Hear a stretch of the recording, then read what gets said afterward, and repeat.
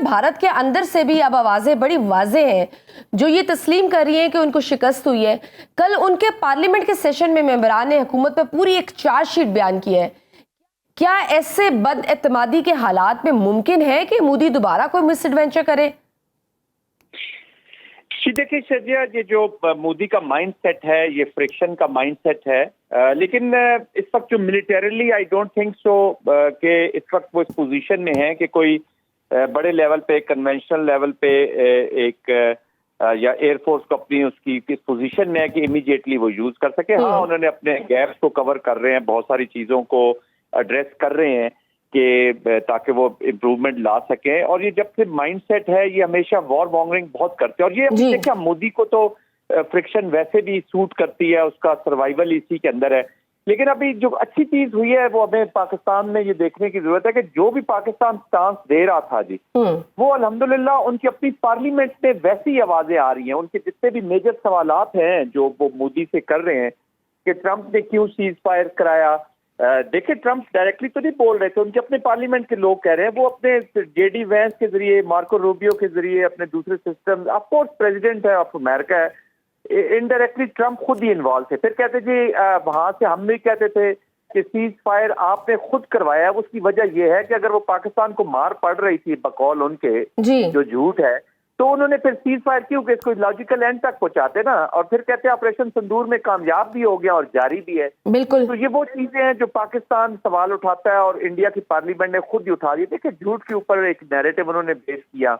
अब वो अपने आप जो बेवकूफ लोगों को वो बना रहे हैं, they are making fool of their own people. उनके सर साबिक वजीर दाखिला ने भी ये बात कर दी कि इसकी क्या श्योरिटी है कि पाकिस्तान से आए हैं, अंदर से भी हो सकते था।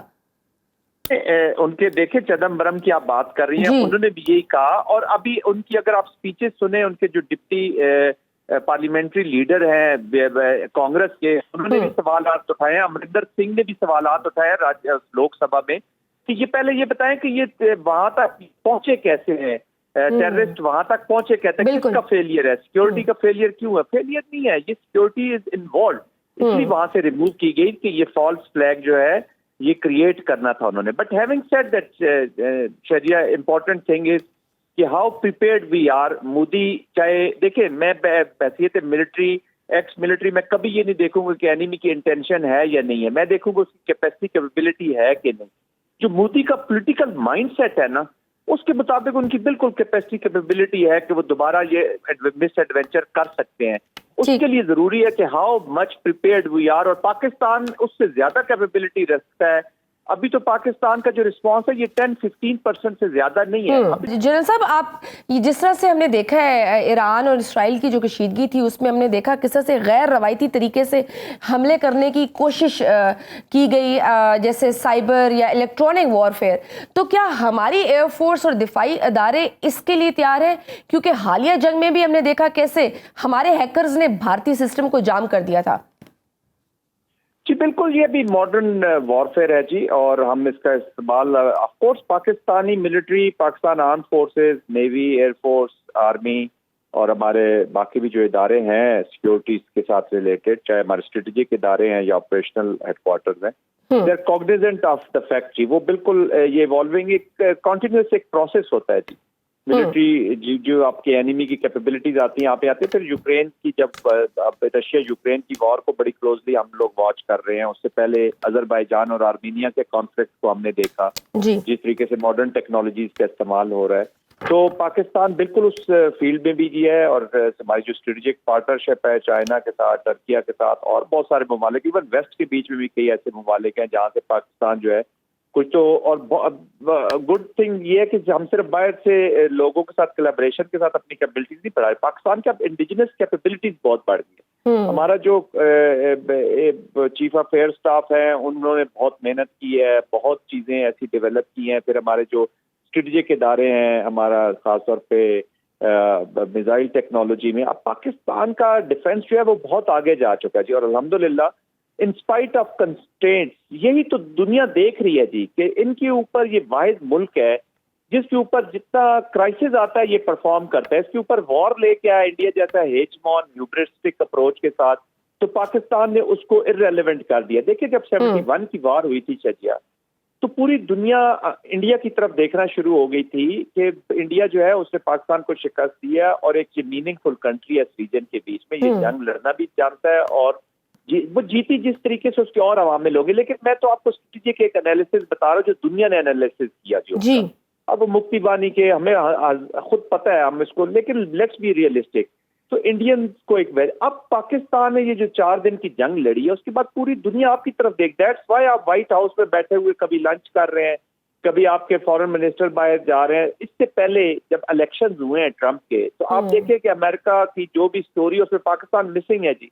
कोई पाकिस्तान की बात भी नहीं हो रही, कहीं पूछा नहीं जा रहा। To be very honest, let's be realistic, कोई पाकिस्तान से मीनिंगफुल इस तरह की, फिर प्रेसिडेंशियल इलेक्शन हुए, बहुत सारी डिबेट्स हुई, हुकूमत बनी, still Pakistan was missing. Pakistan कब सामने आया स्टोरी में?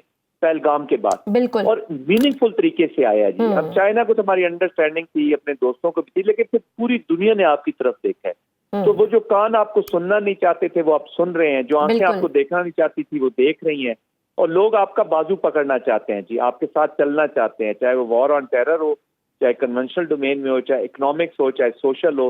तो पूरी पाकिस्तान की तमाम जो फील्ड है ना जी, इकोनॉमिक, सोशल, पॉलिटिकल, कल्चरल, ये सारी चीजें एनहांस हुई हैं इस मिलिट्री ऑपरेशन की नोशन ऑफ विक्ट्री के बाद। और ये आगे अब हमारा काम है कि हम how better we built on this environment. बिल्कुल, वो कहते हैं ना पावर टॉक्स टू पावर, तो यही बात है। इजाज साहब, जिस तरह से पाकिस्तान को भारत की मुमकिन जारहियत के खिलाफ आलमी सतह पर इस हवाले से क्या इक़दामात अभी से उठाने चाहिए ताकि किसी भी फॉल्स फ्लैग ऑपरेशन से कबल हमारा सफारती मौक़िफ़ दुनिया के सामने हो?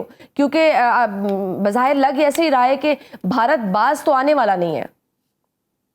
देखिए, इससे पहले कि मैं आपके सवाल का जवाब दूं, मैं जो जनरल साहब बात कर रहे थे, मैं उसकी कंटिन्यूटी में एक कमेंट देना चाहूँगा।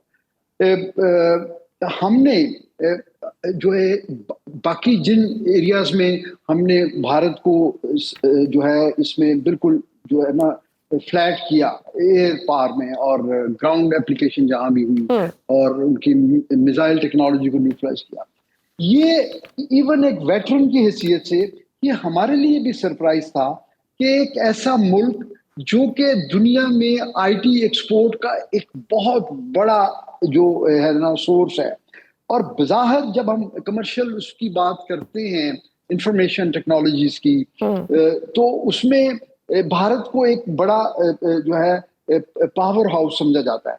तो ऐसा क्या हुआ कि पाकिस्तान एयरफोर्स ने बिलखुसूस जो है वो उन्होंने भारत के ऊपर साइबर स्पेस में एक जबरदस्त किस्म की जो है ना उन्होंने एसेंडेंसी हासिल की। बाखबर रहिए हर जगह हर वक्त बर वक्त। अभी सुनो न्यूज का यूट्यूब चैनल सब्सक्राइब करें और बेल आइकन पर क्लिक करें और जानिए मुल्की और गैर मुल्की हालात व वाक़यात यकीन के साथ।